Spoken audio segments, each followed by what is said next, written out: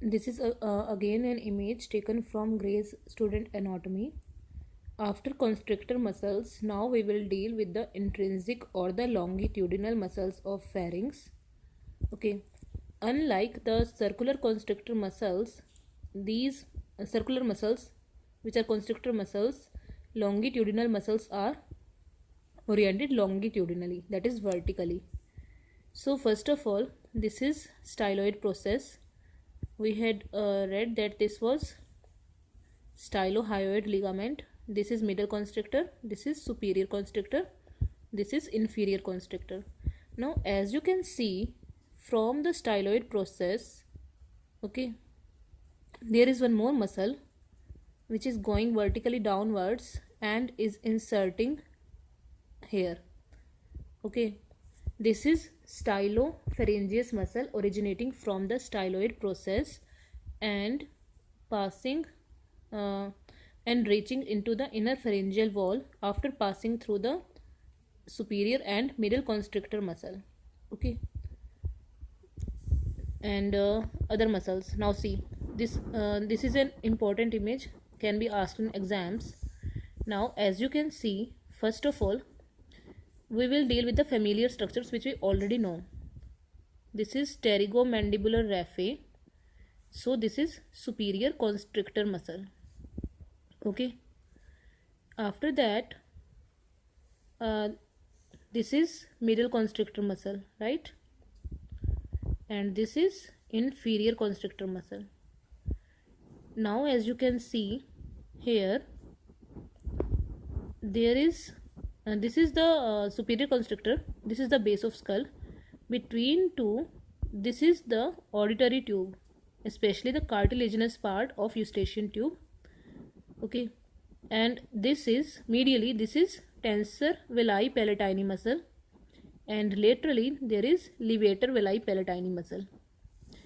And this is, you can see, this is hard palate, and below behind that is soft palate. Okay, so here is palatine aponeurosis. From here one more muscle originates called as palatopharyngeus, that is from palate to pharyngeus. Its insertion is same as that of stylopharyngeus. All the longitudinal muscles, all the intrinsic muscles, they have they have their insertion into the pharyngeal wall. Okay, so the muscle originating from palatine aponeurosis, this is palatopharyngeus.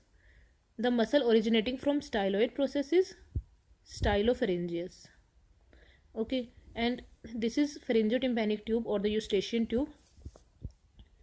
The muscle originating from inferior aspect of this, especially the pharyngeal end of eustachian tube, this is salpingopharyngeus. Salpingo means tube, so it is originating from the inferior aspect of eustachian tube and inserting into the pharyngeal wall.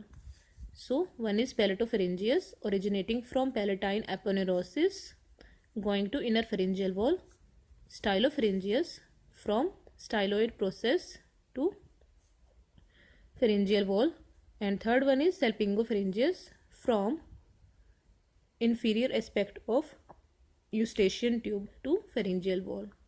Clear? Their origin and insertion is almost clear. Palato means from palatine aponeurosis, salpingo means inferior aspect of auditory tube, and stylopharyngeus from styloid process. Now the nerve supply. Nerve supply of palatopharyngeus as well as salpingopharyngeus is the same as that of constrictor muscle, that is through vagoaccessory complex through pharyngeal plexus, but stylopharyngeus muscle, it is supplied by ninth cranial nerve. Okay, one more thing. Now the action. The action of constrictor muscles was to constrict the pharynx, right? And the function of these pharyngeus muscles, these three intrinsic muscles, is to elevate the pharynx. Okay, now palatopharyngeus, it has one more function apart from elevation of this pharynx. It helps in the closure of oropharyngeal sphincter also. Isthmus also. Clear?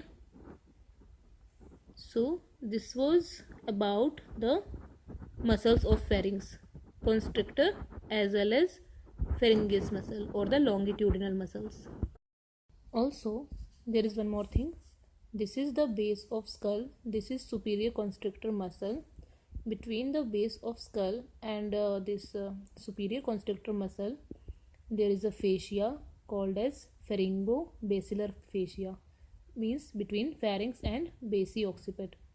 Pharyngo-basilar fascia.